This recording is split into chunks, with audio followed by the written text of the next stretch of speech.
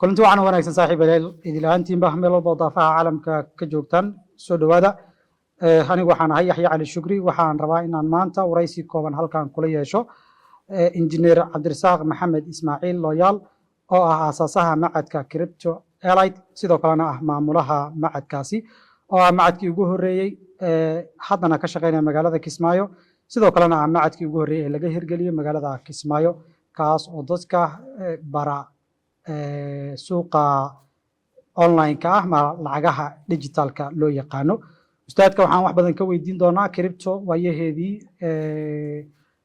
xilligii ay soo bilaabatay, sidii ay ku soo bilaabatay, iyo sidoo kale Soomaalida iyo sida ay uga faa'iideysteen ama uga faa'iideysan karaan. Inta aynu mowduucan muhiimka ah ku jirnana waxaan rajaynayaa inaynu wax badan ka baranno, Cabdirasaaqna uu wax badan inoo faa'iideeyo. Ustaad soo dhow. maasha allah walaalka Yaxya aad waa mahadsan tahay, waana kaaga mahadcelinaa runtii barnaamijkan quruxda badan aad igu casuuntay. waan dhawahay walaalkay, soo dhow. Watay su-aasha ugu horeysa waxaan diiradda rabnaa inaan saarno cryptocurrency iyo waayihiisa. Inta aanan cryptaha u gelin, waxaan rabnaa Cabdirasaaq iyo crypto sidii ay bal isku soo galeen iyo halkii uu kala qabsaday inuu bal inoo faahiyo. maasha allah Yaxya aad waa mahadsan tahay, runtii waa su-aal muhiim ah. Cabdirasaaq ahaan educational background-igayga waa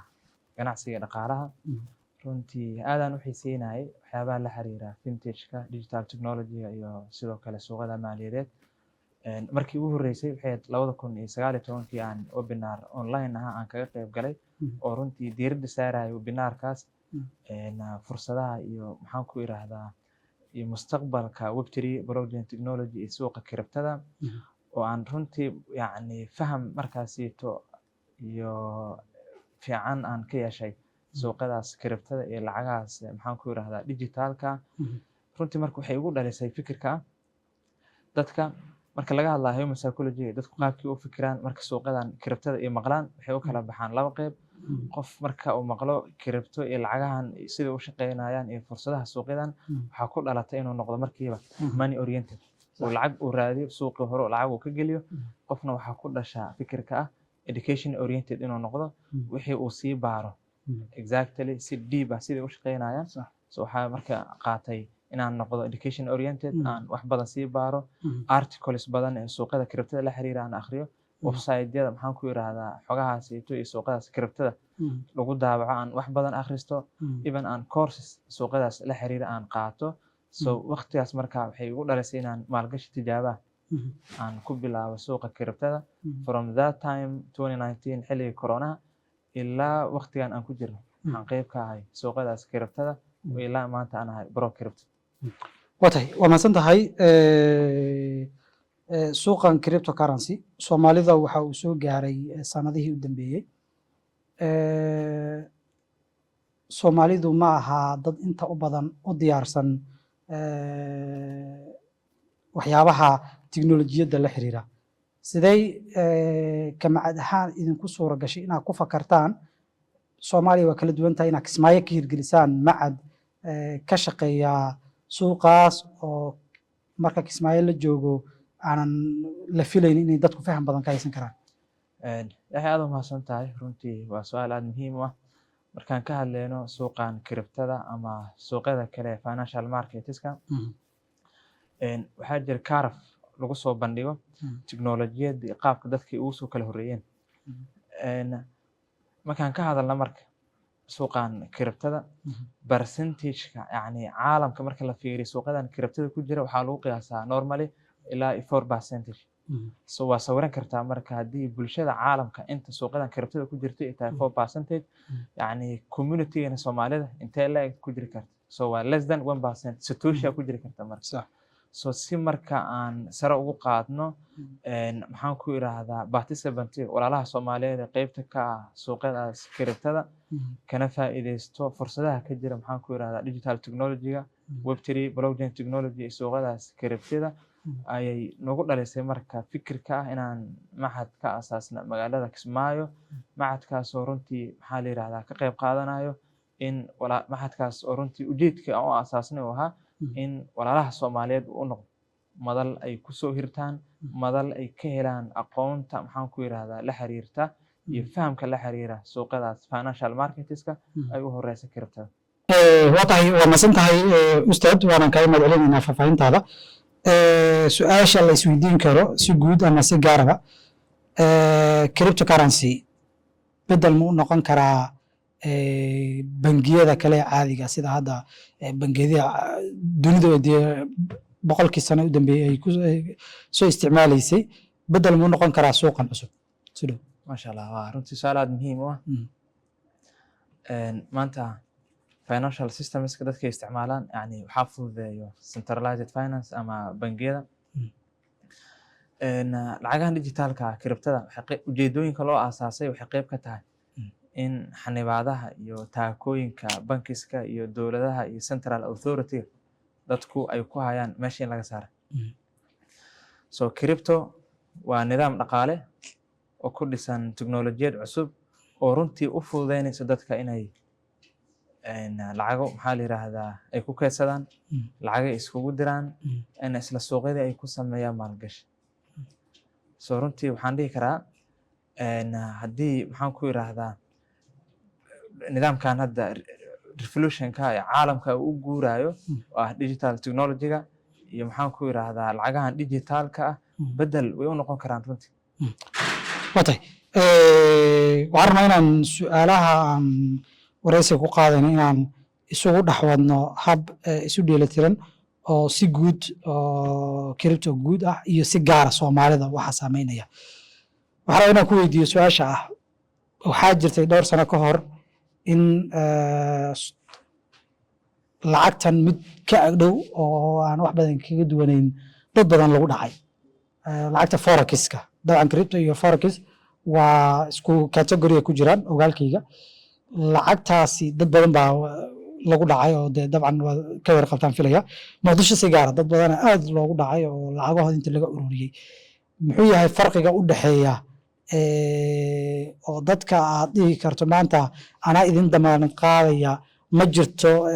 wixii waagaas dhacay ma dhacayaan mana dhici karaan sababahan awgooda maxay noqon kartaa? yaxya aad u mahadsan tahay, runtii waana su'aal aad muhiim u ah. yani markaan ka hadlayno crypto iyo forex hal sanduuqay ka wada tirsan yihiin oo aan isku yiraahdo financial markets, suuqyada maaliyadeed. forex haddii aan ku hormaro waa suuq ka mid ah suuqyada maaliyadeed centuries qarniyo shaqeynaya, waana suuq runtii maxaan ku yiraahdaa laga ganacsado pairs ama sarifka lacagaha qalaad. cryptona waa suuq curduna oo laga ganacsado maxaan ku yiraahdaa coinska iyo projectska suuqyadaas ku jira. so mistake marka khaladka wuxuu ka jiraa afsaaq ahaan haddii aan ku yiraahdo yaxya lacagtaada ii dhib waxaan kuu maalgelinaa suuqa cryptada, lacagtaada ii dhib waxaan kugu shaqeynaa forex. I'm the scam. so that's the point marka ay tahay walaalaha Soomaalida inay fahmaan forex waa suuq dunida ka shaqeeya oo ay tahay qofka haddii rabo suuqaas inuu ka ganacsado xirfad ahaan inuu u barto it itself nafsad ahaantiisa qofka lacagtiisa suuqaas oo kaga ganacsado oo ka trade gareeyo. laakiin 2022 haddii aan taariikhda dib u celino maxaa dhacay? nidaamkaas wax ka bedelan runtii. maxaan ku yiraahdaa walaalo Soomaaliyeed iyo sidoo kale brokero dad waaweyn oo Turki fadhiya waxay maxaan ku yiraahdaa ay ku heshiiyeen in shirkado iyo maxaan ku yiraahdaa xafiisyo iyo xarumo la furo la yiraahdo dadka laga soo aruuriyo lacag forex aan u maalgelinaynaa, forex aan ugu shaqeynaynaa, waana win bil kasta maxay helayaan waxa yar qofka uu gashto 500,000 lacagta qofkaas uu gashto wuxuu helayaa faa'iido 50%, 60%, 80%. caadi ahaanna saas waxa uma shaqeeyaan. waay ganacsi ma jira ku saleysan win markaan ka hadlayno nature of the business ganacsigu muxuu leeyahay faa'iido iyo khasaaro, laakiin ganacsi 100% win male. so taas yani waxay ku tusinaysaa runtii fikirkaas waxaan ku yiraahdaa bulshada soo dhaxgeli inuu ahaa fikir nidaamka uu ku dambeyn doono uu yahay scam. walaalaha Soomaaliyeed in badan aysan ku baraarugsaneen, bilcagsi waxaan ba dhihi karaa community-gana waxa aad ugu badan fikirka oo dadku ay jecel yihiin waxa la yiraahdo jif oo jaq. sax qofka marka la yiraahdo lacagtaada keen bishii faa'iido helaysaa kama fikiraayo waxa masaxa saxmiya scam ma ahan, dadku ma xisaabtamayaan marka. soo runtii barnaamijkaas wuxuu ahaa barnaamij scam aad aan ugu xumahay in maxaan ku yiraahdaa walaalo badan Soomaaliyeed hooyooyin Soomaaliyeed in maxaan ku yiraahdaa lacago aad u badan in looga dhacay suuqada marka sidaas uma shaqeeyaan forex crypto waa suuqyo maanta shaqeeya qofka si ugu shaqeystan wuxuu u baahan yahay lacagtiisa isaga inuu maareysto crypto markaan u imaado crypto nidaamka ay ku dhisan tahay waa decentralized waa nidaam baahsan cidna aan maamulin qof marka xoolihiisa in loo maamulo sax ma qofka ku dhahana ii dib xoolahaaga absaaq ahaan haddii aan ku dhaho crypto xoolahaaga ii dib lacagtaada ii dib anaa kuu maalgelinayo iskaama ah so marka waxaan aad u bogaadinaa marka in walaaluhu xirfadaha ay bartaan lacagtooda ayaga maxaan ku yiraahdaa suuqada ay kaga ganacsadaan oo ay ka shaqeystaan muuqaalkan quruxda badan waxa uu idinkaga imanayaa hotel Rotana oo kamid ah hoteelada magaalada Kismaayo waxaan uga mahad celinaynaa goobtan quruxda badan ee nagu casuumeen aynu markaasi wareysiga ku qaabsanayno watay waxa dadkiinan inta u badan lagu xantaa inta aad sudad qurux badan u soo xirataan laptop weyn soo qaadataan inaad dhahdaan waa la dhergay kaaliya dherga qofka markii sidaa sheegtay de la dhaho meeshana laga dhergayaa oo lacaga badan iska daadsan yihiinna wuu qiiraysan yahay maxay tahay sababta inta u badan notde inaa adi personal ahaan ku dhaho laakiin si guud dadka ay isku qaanada ku jirtaan maxay tahay sababta dadka dareenkooda ay u ganacsadaan oo ay diiradda u saaraan inay qofkan shucuurtiisa ay kiciyaan maxaa qasbaya maasha allah runtii waxay waa su-aal aad muhiim u ah waana qodob muhiim ah soomaalida marka la fiiriyo ama mentarada waxaan dhihi karaa waxaa aad ugu badan dad badan oo qowleysataa aan dhihi kara waxay ka ganacsadaan dareenka maxaan ku yiraahdaa dadka iyo dareenka dhalinyarada laakiin soomaalida waxay tirahdaa qofkaad kaba ka tolinaysa kabihiisaa la fiiriyaa marka absaaq ahaan markaan baranayo suuqyadan aan ku biirayo inaan maxaan ku yiraahdaa xirfadan ama mihnadaaneeto aan maxaan ku yiraahdaa aan mentor u daba fadhiisto so research aan sameeyey marka researchkaan sameeyey muxuu ahaa qofkaan aniga aan rabo inaan xirfadan ka barto horta ma ka ganacsadaa asaga suuqyadan ma ka shaqaystaa asaga noloshiisa ma ku bedelay so dad uu soo saaray oo suuqyadan ka shaqaysta ma jiraan so su-aalahaas oo dhan isweydiiyey marka su-aalahaas markaan jawaabahooda helaa waxay siisay inaan qofkaas cilmigaas iyo xirfadaas aan u daba fadhiisto so marka dadka iyo dhalinyaradana waxaan aad ugu bogaadinaa qofka maxaan ku yiraahdaa xirfadaha suuqyadan la xiriira ama forex ama crypto ama stock aad ka baranaysaan qofkaad u daba fadhiisanaysaan fiiriya horta experience suuqyadan ma leeyahay maxaan ku yiraahdaa aqoonta suuqyadan ma leeyahay ma ka ganacsadaa ma ka shaqaystaa dad uu soo saaray oo suuqyada ma ku jiraan so taas haddii ay kuu soo baxdo maxaan ku yiraahdaa qofkaas waa qofkii sax ahaa oo cilmiga aad ka baran lahaydeen watay waxaa jira dowlado badan oo suuqan ka cabsada sidoo kale waxaa tacagsiga jira dowlado dhowr ah oo soo dhaweeyey aqbalay nidaamyadoodana qaarkooda inkastoo ay kooban yihiin lacagaha wadankooda laga isticmaali kara ku daray maxay tahay waxa dowladaha qaarna ay uga cabsanayaan qaarna ay inkastoo ay yaryihiin ay ugu dhiiradeen muxuu yahay farqiga halkaa ku jira aad u mahadsan tahay runtii waa su-aal aad muhiim u ah lacagahan kiribtada markay soo shacbaxayeen 2008 2009 runtii dowlado badanaa ka hor yimid ugu horeeyaan ama ugu waaweyn yihiin dowladaha reer galbeedka Mareykan China dowladaha ugu tunka weyn caalamka laakiin ujeedka lacagahan loo soo saaraa wuxuu ahaa decentralization inaysan dowlad bank institution central authority cid dhexe aysan maamulin so taas marka waxay keentay maxaan ku yiraahdaa dowladaha isku daygaas ay sameeyeen inay lacagahan ka hor imaadaan oo ay mamnuucaan runtii ayagoo ka baqayaan in maxaan ku yiraahdaa ay lumiyaan xakameynta nidaamkooda maaliyadeed laakiin maadaama lacagahan digitalka ay yihiin lacago decentralization yani lacago maxaan ku yiraahdaa baahsan oo cidana aysan xakameyn karin cidana aysan maamuli karin so taas marka waxay keentay isla dowladihii in maanta maxaan ku yiraahdaa ugu tunka weynaha caalamka lacagahan la diriraayo ka hor imaadsanaa mamnuucsanaa maraykanka ugu weyn yahay maanta maxaan ku yiraahdaa sharciyad ay ka tahay in lacagaha kiribtada dadku ay ka ganacsadaan ay ka shaqaystaan oo maraykanka maanta marka la fiiriyo ay ku yaalaan shirkadaha ugu waaweyn ee ka shaqeeya miningka qoda bitcoin-ta soo saara even ay ka shaqeeyaan shirkadaha ugu waaweyn ee billions lacaga maamulo oo dadka xoolahooda ugu iibiyo maxaa la yiraahdaa bitcoin iyo lacagaha kiribtada ee suuqan kiribtada ku jira so taas marka waxay ku tusinaysaa in dowladihii shalay reer galbeedka ay diidanaa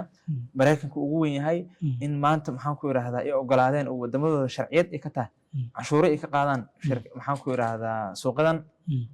at the same time wadamada qaar maanta ay ka tahay lacagaha kiribtada official currency wadamadooda laga isticmaalo even tax cashuuraha ay ku arooriyaan so kiribta maanta marka waa shaki kuma jira in adduunka maanta marka la fiiriyo sharciyad ay ka tahay laga wada isticmaalo watay marka laga hadlayo lacagaha kiribtada ama forex si gaar kiribtada hadda waxa aan diiradda saarayno mawduuca anaga uu ku saabsan yahay su'aal weyn oo waxaa jirtaa su'aasha ugu muhiimsan wali waxaan dhihi karo marka Soomaaliya la joogo ama dadka islaamka la joogo su'aashaas waxaa waaye dadka anagu waxay u badan yihiin dad aad isaga ilaaliya waxyaabaha xaaraanta ah oo Soomaalida intooda u badan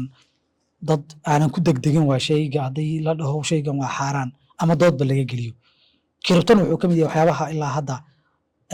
dooda ay ka taagan tahay maxay tahay ama fadwada aad haysaan ee cryptocurrency xalaaleynaysa oo uu uga duwan yahay suuqyada kale ee dabcan ribada ah soo dhawow masha Allah aad u mahadsan tahay runtii waa su'aal muhiim ah ka ganacsiga suuqyadan kiribtada runtii ma ahan xilligii maxaan ku yiraahdaa nabiga wax dhacay xilligii saxaabada xilligii taabiciinta soo waxaan dhihi karaa waa maxaan ku yiraahdaa suuqa urduna culamo badan ka fadhiistay oo bayhaqa iyo taqaabudka maxaan ku yiraahdaa aad ugu xeel dheer suuqyada marka la fiiriyo marka way leeyihiin qeybo xalaal ah iyo qeybo xaaraan ah annaga marka dad salaam haddii aan nahay waxaana faran inaan ku ekaano qeybaha xalaasha aan iskaaga nasahnaano iskaaga fogaano qeybaha xaaraanta suuqyadan kiribtada waxaa ku jira coins aad u fara badan so coinska aadka u fara badan coin kasta wuxuu leeyahay utility oo ah adeeg ama mashruuc coinkaas uu qabanayo oo ka shaqeynayo so mashruuca coinkan uu qabanayo ama adeega coinkan uu fulinayo that's marka coinkan wax xaaraan ka dhigayo ama xalaal ka dhigayo wayna waxay tahay qofka inuu iska fiiriyo let's say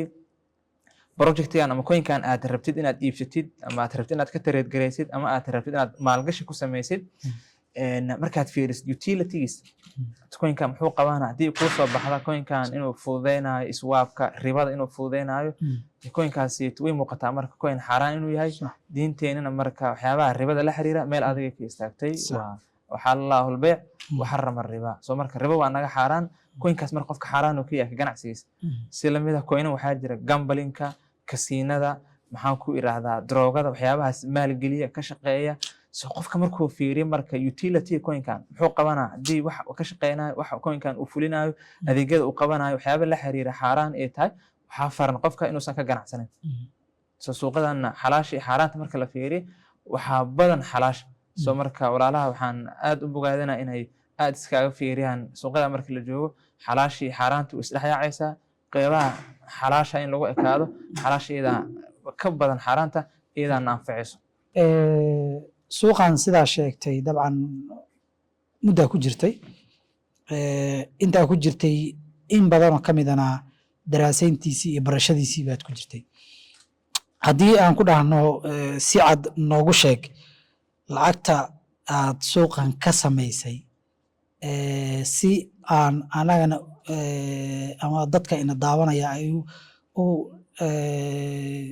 kalsooni u helaan ma lacagtaasaad noo sheegaysaa mise way kuga adagtay soo dhow aad u mahadsantahay yaxye waa runtii su'aal aad muhiim u ah yani suuqyada markaan ku jirno qofka suuqadan uu ku jiro uu leeyahay muddan ku jiray oo experience uu sheeganayo wax macnaha leh waa qofka muxuu sameeyey muxuu ka qabtay suuqadan cycle-ka maxaa ku jirnay soo dhaafay bull market facekii kala duwanaa ee suuqadan aan ku jirnay ay sameynayeen suuqada kor u kacyo ee dhaqaaqada aadka u quruxda badnaa maxaan ku irahdaa the last bull market meelo badanna waan ka sheegay yani sanado aan ku jiray forex aan ilaa 2 sano wax ku dhow forex aan ku jiray waxaa igaaga macno badan waxaa igaaga faa'iido badan 2 quarter waan suuqan kiribtada ku jiray faa'iidaan ka sameeyay marka waxay ka dhigan tahay faa'iidaan ka sameeyey oo aadan tiro noo sheegayn aad waa tahay waan halkaasaan su-aashaas uga haraynaa waxaa la isweydiinayaa ama la isweydiin karaa waxaa soo saartaan waxaan filaya dufcaddii saddexaad hadda bilaabi rabtaan 2 dufcadood oo hore aad soo saarteen aqoontu iyada laba u kala baahdayo midna waa fura oo qofka inta fura loo dhiibo in uu wixii dhiman sii dhammaystirto midna waa mid qofku xoogaa way aragnimo experience fiican uu helayo oo uunan ku wareereynin dadka aad 2 dufcadood hadda aad saarteen maxay barteen adoo soo koobaya halkay hadda ka joogaan oo macnaha maxay soo kordhiyeen ama soo kordhin karaanba masha Allah aad u mahadsantahay Yaxya runtii waa su'aal aad muhiim ah madasha aan magaalada Kismaayo ka aasaasnay runtii waxaa ka aflaxay arday aad u badan waxaa ka baxay 2 dufcadood dufcadaha ardayda madasha ka bax waa qodob koowaad waxay barteen suuqan kiribto markaa dhahno suuq 2 qayb uu leeyahay qayb runtii la xiriirta tradingka iyo qayb la xiriirta investmentiga soo labadaas qodob waxa ugu muhiimsan ee qofku u baahan yahay si uu dhisnaado trading suuqadana uga ganacsada suuqa maalgashiga suuqana uga faa'iideysto 4 shay inuu ka dhisan yahay oo ah afarta analysis ee suuqadan shaqeeya oo ah technicalka fundamental sentiment iyo chain analysis plus risk management so intaas oo la isku daray qofka haddii uu haysto wuxuu haystaa maxaan ku iraahdaa aqoon dhammaystiran oo suuqadaas uu kaga shaqaysan kara soo walaalaha iyo ardayda dufcadaha kala duwan madasha ka baxay waxay barteen marka aqoontii suuqada maantana runtii waa dad suuqada ka shaqaysanayo inta koorsooyinka ay u socdeen waxay ahaayeen arday aan runtii aan maxaan ku iraahdaa wax baraynay tala iyo tusaale qala saxiid aan siinaynay oo jiheynay oo gacanta aan ku haynay maanta oo ay madasha ka aflaxeenna ma arday aan suuqada ku fasaxnay boortali leeyihiin oo ardayda ay ku wada jiraan annagana aan ku dhex jirnaa oo aan maxaan ku iraahdaa aan ku jiheynaa ku dhisnaa tradeadan aan kula qaadanaa dad badan waxaa isweydiiyaan dadkan kiribtada ama forexiska ka shaqeeya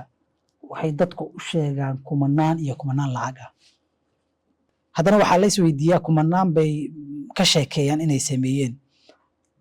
laakiin taa cagsigeeda waxay iibiyaan ama online ha ahaatee ama offline ha ahaatee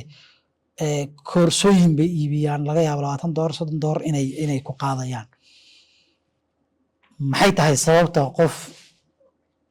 kumanaan dollar ku xisaabtamaya bishii oo haddana intuu kalaas furto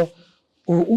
iibinayo $20 ama $30 koorso uu ugu iibinayo soo dhow masha Allah aad u mahadsantahay Yaxya waa su'aal aad muhiim ah anoo fursadan ka faa'iideysanayo yani inaan madal magaalada Kismaayo aan ka furno waxbarasho oona ah madashii ugu horeysay oo lagu barto financial marketska iyo suuqa kiribtada in magaalada Kismaayo laga hirgeliyo horta maxaa nagu dhaliyay ma ahayn fikir annaga nafsad ahaanteen naga imaaday qalbaha ka mid ah hotel qiilmo waayo anagoo dhalinyara magaalada isla fadhino waxaan xasuustaa inta dhalinyaradaas la sheekeysanayay la kaftamayay la qaraaxaysanayay cabsaaq ahaan waxaan ku mashquulsanaa tabletkayga telefonkayga aan ku mashquulsanaa oo runtii dhalinyarada qaar khaasatan walaalkiina casuumay kulankaas galabtaa in igula kaftamo uu yiri cabsaaq maad muudka nala qaadat maad farxadii baashaarka nala qaadatid soo markaas wuxuu arkayay inaan busy ama mashquul ku ahaa telefonkayga so finally markaa 50 daqiiqo hal saac kadib waxaa ii suura gashay dhalinyarada inta isla fadhinay waxyaabihii markaas aan isticmaalno refreshmentiga cabitaanadii shaaxa galabtaas aan isticmaalnay risiidkii marka la keenay risiidkan inaan qabsado marka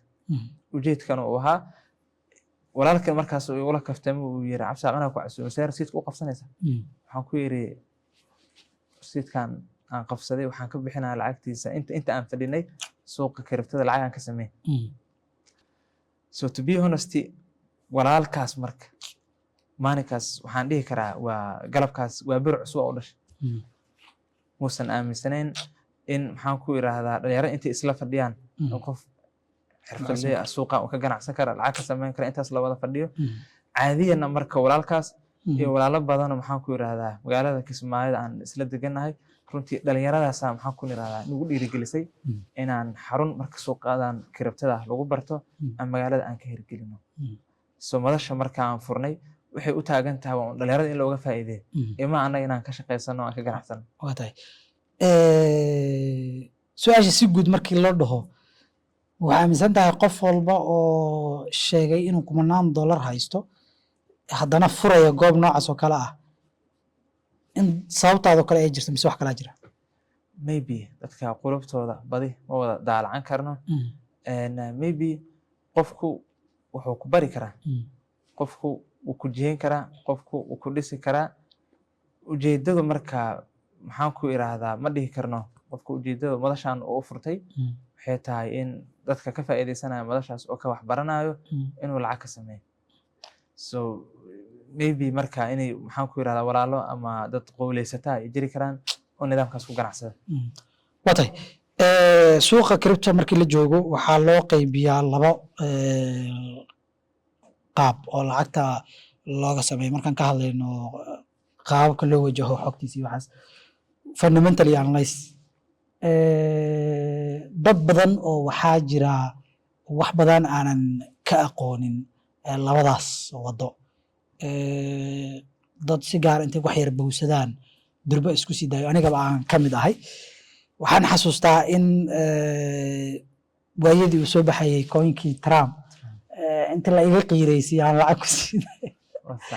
lacag badan oo ka wada waa iga luntay qaabkeed marka labadaas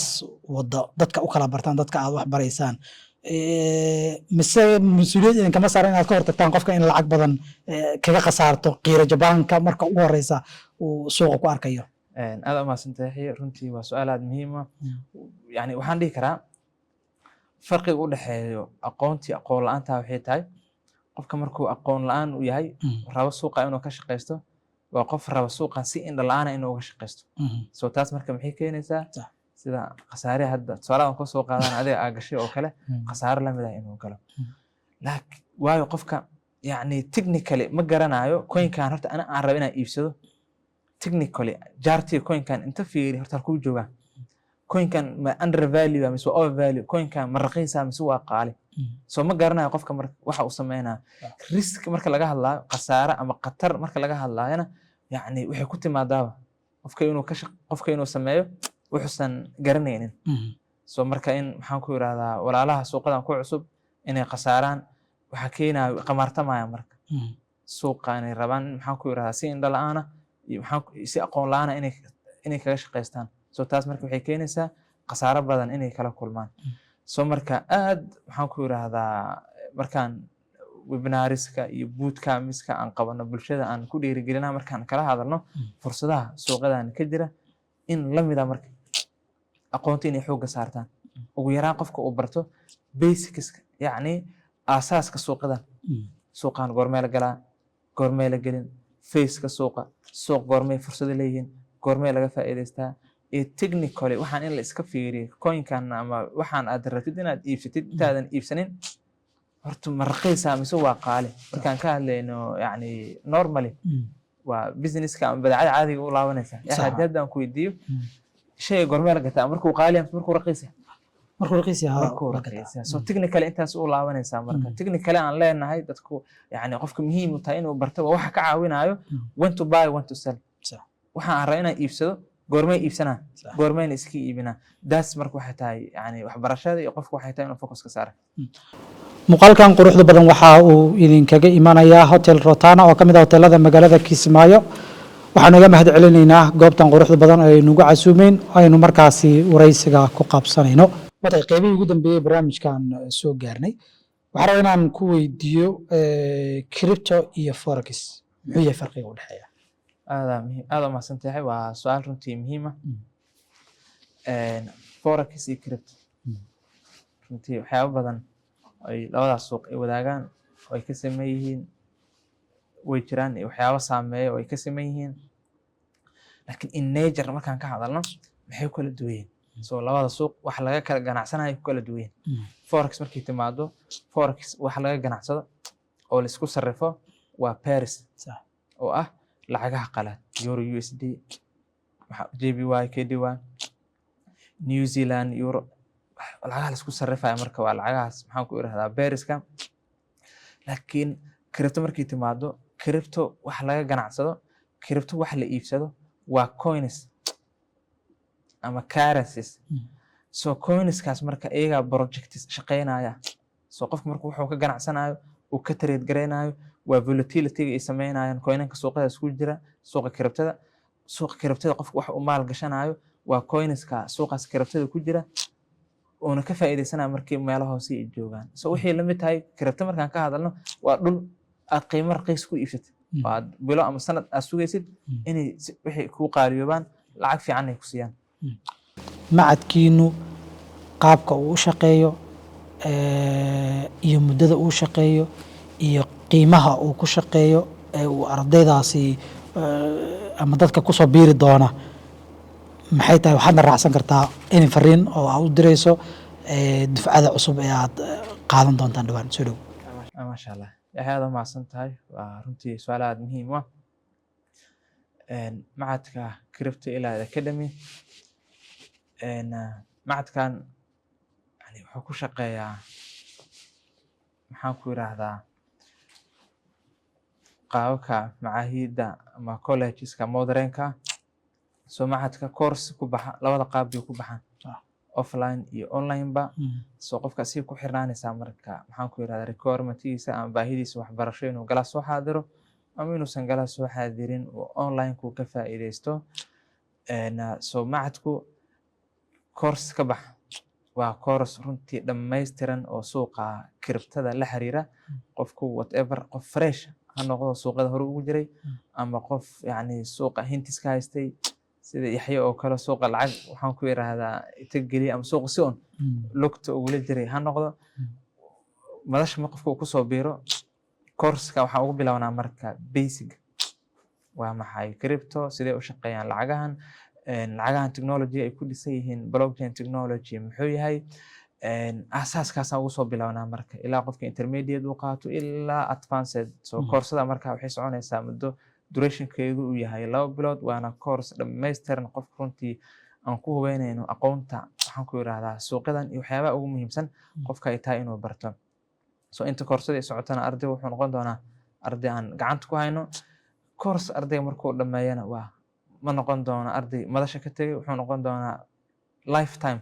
in madasha maxaan ku yiraahdaa uu ku sii jiro aan isla joogno community suuqadan is all about community in maxaan ku yiraahdaa community aan dhisnay ardaydii hore kuwa koorsada u socotay ilaa kuwa mustaqbalka meel maxaan ku yiraahdaa ay ku midaysan yihiin portal ah uu ku biiro so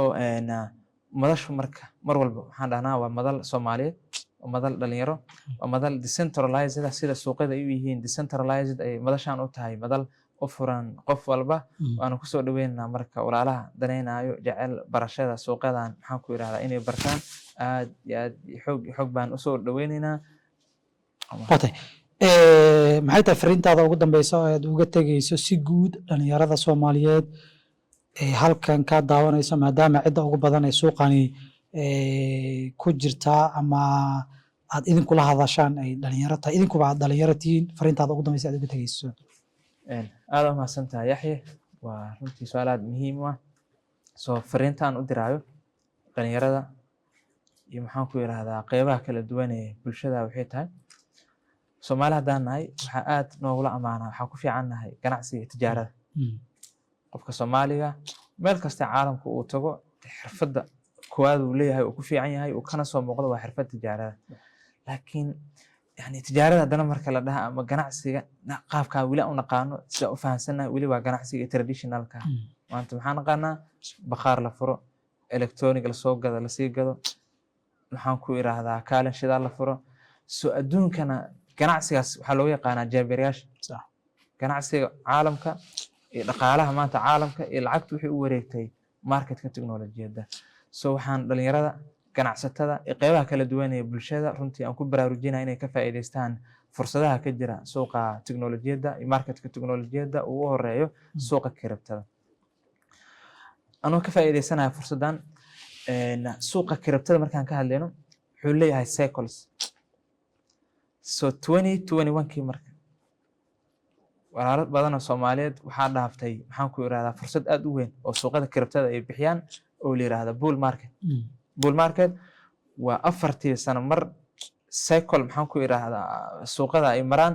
ay suuqadu ay sameeyaan runtii kor u kacyo aad u waaweyn waxaan u soo qaadan karaa tusaale BTC waqtigaas inay mareysay 3000 ilaa inay kor u kacyo ama dhaqaaq ay sameysay ekisyo oo Bitcoin tagtay ilaa 66000 lacaga so waa sawiran kartaa marka retaanka intaas leeg faa'iidada intaas leeg so cycle-kan hadda waxaan ku jirnaa bull market fursad lamid ah taagan waxaan rajaynaynaa marka in bull marketka kor u kacyadaas dhaqaaqadaas aad ku waaweyn in suuqada kiribtada ay sameeyaan dhamaadka sanadkan 2025 ama bilowga 2026 waxaan rajaynaynaa in cycle-kan uu dhaco the biggest ever bull run inuu dhici doono so waxaan dhalinyarada marka iyo walaalaha daneynaya suuqadan aan u soo jeedinaa maxaan ku irahdaa fursadaas inay u diyaar garoobaan aadna ay uga faa'iidaystaan waxaan marka fariinteeda iyo maxaan ku irahdaa kalimadda aan maxaan ku irahdaa hawada aan u marinayo dhalinyarada iyo walaalaha Soomaaliyeed aan maxaan ku irahdaa aan ku bogaadinaya mustaqbalka maanta waa digital mustaqbalka aan ka hadlaynana waa hadduu taagan maanta suuqadan kiribtada aan maxaan ku irahdaa aan halkan warbixintooda aan maxaa la yiraahdaa aan walaalaha kula sheer gareynayno kiribto runtii waa suuqo curduna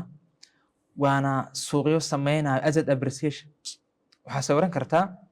10 sano kahor ama dhowr iyo 10 sano kahor coinkii ugu horreeyay kiribta waa Bitcoin suuqada wuxuu ku soo galay 0.5 ilaa lacag $1 so dhowr iyo 10 sano kadib anta BTC waxay maraysaa galabtan wareysiga aan duubayno 100 iyo waxay maraysaa 15,000 lacag so 5 sano 10 sano soo socota kadib waa loo aayi doonaa marka ama Bitcoin ama coinanka kale suuqa kiribtada ku jira ee maanta price-kooda marka la fiiriyo uu yahay undervalue uu yahay raqiis why cause maanta markaa fiirisid supporters dadka taageera suuqadan ee ku jira ay ugu waaweyn yihiin dowladaha sida Mareykanka jaraa'id aan akhrinayo mandate investor media iyo maxaan ku irahdaa jaraa'idada ugu waaweyn caalamka waxay soo bandhigayeen articles ah in Mareykanka oo maanta ah number 1 marka la fiiriyo dowladaha adduunka ugu dhaqaalaha weyn ugu tunka weyn in Mareykanku ay qorsheynayaan in Bitcoin ay maxaan ku irahdaa reserve money inay ka dhigtaan goldigii ay maxaan ku irahdaa intaas oo sano ay keedinayeen in 50% ka mid ah ay rabaan inay xaraashaan oo ay lacagta halkaas ka timaaday ay rabaan inay Bitcoin ay ku iibsadaan so maanta marka Bitcoin waxa ku bartamayo dowladda ugu weynaa caalamka ETF-yadii institutionadii shirkadii weyliskii urursana so waxa sawiran kartaa shay shalay 10 sano kahor soo baxay oo asset ranking caalamka maanta marka la fiiriyo ku jira kaalinta lixaad oo maanta runtii waxaan ku irahdaa qiimihiisa halkaas uu maraayo imagine 5 sano 10 sano soo socod asset ranking caalamka marka Bitcoin ay soo gasho kaalinta koowaad ama labaad runtii qofka hal xabo Bitcoin iibsada ama Bitcoin Satoshi ka iibsada $10 $100 $100 geliya lacagtiisa ayaa lacag noqon doonta soo marka waxaan yani kalimadeeda marka kusoo gunaanadaya dhalinyarada Soomaaliyeed ganacsatada iyo qeybaha kala duwan ee bulshada runtii fursad weyn ayaa ugu furan suuqyada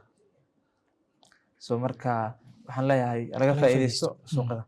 waa mahadsan tahay waxaan rajaynaynaa in ay fariintaadaas dhalinyarada guntan doonaan sidoo kalena ay ka faa'iideysan doonaan saaxiibayaal guud ahaan waxaa intaas inooga eg barnaamijka gaarka ah oo aynu ku wareysanaynay asaasaha macadka cripto allied engineer cabdirasaaq maxamed ismaaciil sidoo kalena ah maamulaha guud ee macadka oo ah macadka keliya ee maanta Kismaayo ka shaqeeya islamarkaasina ay dhalinyaradu ka bartaan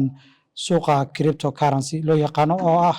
suuqa lacagaha dijitaalka ah oo ayadii iyo sanadihii u dambeeyey Soomaaliya soo gaaray islamarkaasina ay dhalinyaradu aad u daneynayeen. Muuqaalkan quruxda badanna waxa uu idinkaga imanayaa hoteelka Rotana oo ka mid ah hoteelada magaalada Kismaayo. Waana uga mahad celinaynaa hoteelka iyo maamulkiisa sida ay noogu casuumeen goobtan quruxda badan aynu waraysiga ku qabsanayno. Inta aynu barnaamijkan kiisa xiga ku kulmi doonana amaano Allah. Waa mahadsantahay.